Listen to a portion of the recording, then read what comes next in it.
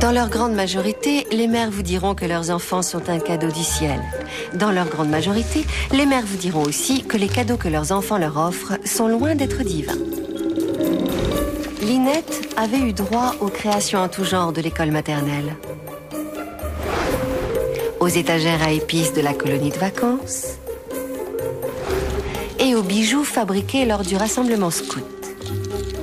Mais ce jour-là, Lynette Scavo reçut le cadeau dont toutes les mamans rêvent. Celui qu'elle n'aurait pas honte de montrer. Où est-ce que vous avez trouvé ce pot de fleurs? On l'a fait tout seul. C'est vrai, ça? Oh, je l'adore! Je dois dire, les garçons, que c'est de loin le plus joli cadeau que vous m'ayez jamais offert. Et vous savez quoi? Je vais le mettre devant chez nous pour que tous les voisins puissent en profiter. Lynette savait qu'elle se souviendrait toute sa vie de ce délicieux moment. Délicieux moment dont le souvenir fut gâché dès le lendemain.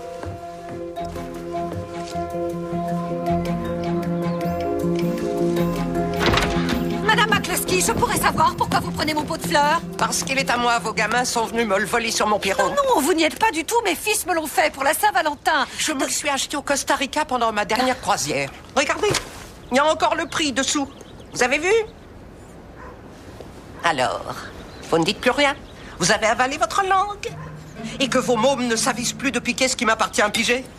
Oui, dans leur grande majorité, les mères vous diront que leurs enfants sont un cadeau du ciel. Mais dans leur grande majorité, les mères vous diront aussi que certains jours, elles aimeraient bien le rendre, ce cadeau.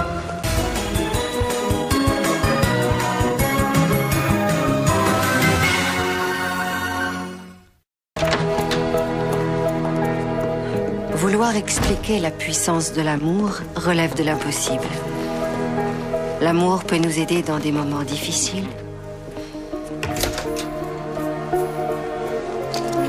ou motiver d'incroyables sacrifices. Il peut pousser des hommes respectables à commettre de bien mauvaises actions ou obliger des femmes sans histoire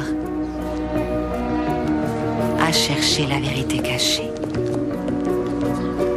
Et quand un être cher disparaît, longtemps après, l'amour reste dans les cœurs et les mémoires.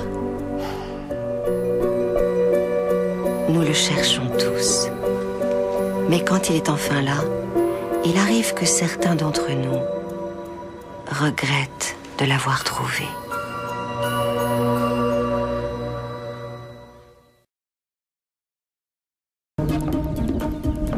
Brie Van de Camp était très attachée aux vieilles valeurs, telles que le respect de la religion, l'importance de la famille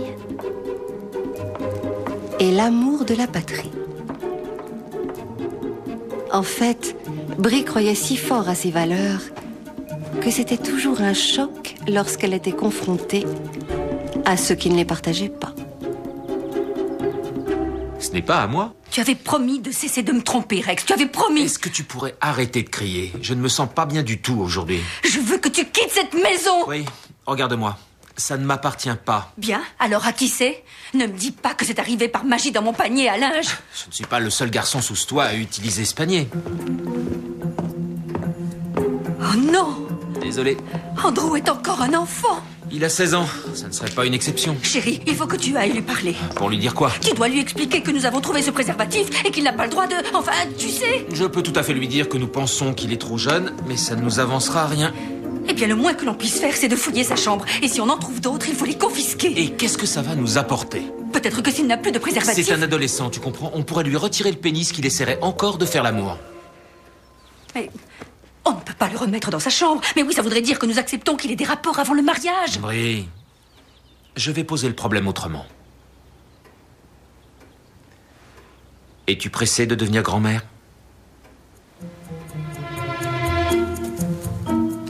Oui, Brie était attachée aux valeurs traditionnelles. Mais cela ne l'empêchait pas de penser qu'il valait mieux prévenir que guérir.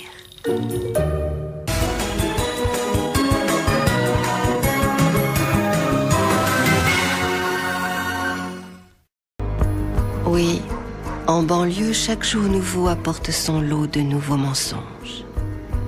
Les pires sont ceux que l'on se raconte à soi-même avant de s'endormir.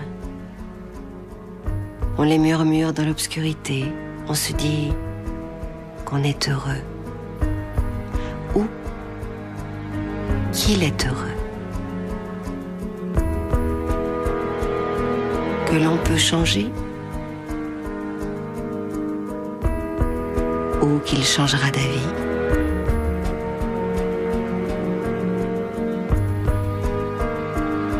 On se persuade que l'on peut vivre avec ses péchés.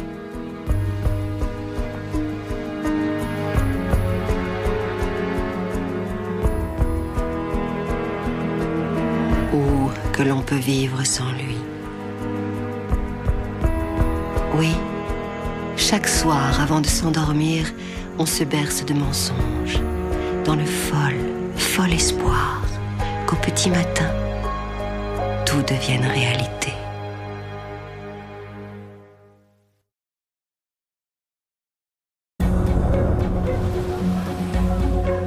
Même dans les banlieues les plus respectables, un scandale peut toujours éclater. Certains scandales se manifestent par un cri. Ida Greenberg, lâchez ça! Ce journal n'est pas à vous! D'autres par quelques mots glissés à l'oreille. Filez-moi $20 et vous recevrez gratuitement la chaîne porno. Et d'autres encore par un coup de feu. Dégage-plus de ma pelouse! Et une fois de temps en temps, nous avons droit à un scandale si délicieusement sordide que son rugissement couvre tous les autres bruits. Et votre mari, il a aucune idée du nombre de types qui payent pour avoir le privilège de dormir dans ce pieu? Non, il est rare qu'ils y dorment, surtout si je fais mon travail correctement. Alors, par quoi souhaitez-vous commencer? Par ça. Oh, dans ce cas, ça vous coûtera plus cher. Mais Gibbons, je vous arrête pour prostitution. Mais... Tournez-vous, posez les mains sur le lit, s'il vous plaît. Je suis navrée, mais je vais devoir vous demander de sortir sur le champ. Lâchez-moi! Vous m'avez piégé? Absolument. Vous êtes tous en train de commettre une erreur monumentale. Ouais, c'est ça, en voilà une que vous pourrez citer dans vos mémoires. Regarde! Hey. Allez, debout, ma petite dame. Non, je vous interdis de me toucher. Aussi, lâchez-moi! Calmez-vous, Madame Gibbons. Oui, la scandaleuse arrestation de Maisie Gibbons allait bientôt faire l'effet d'une bombe. Pas qu'on abîme votre jolie...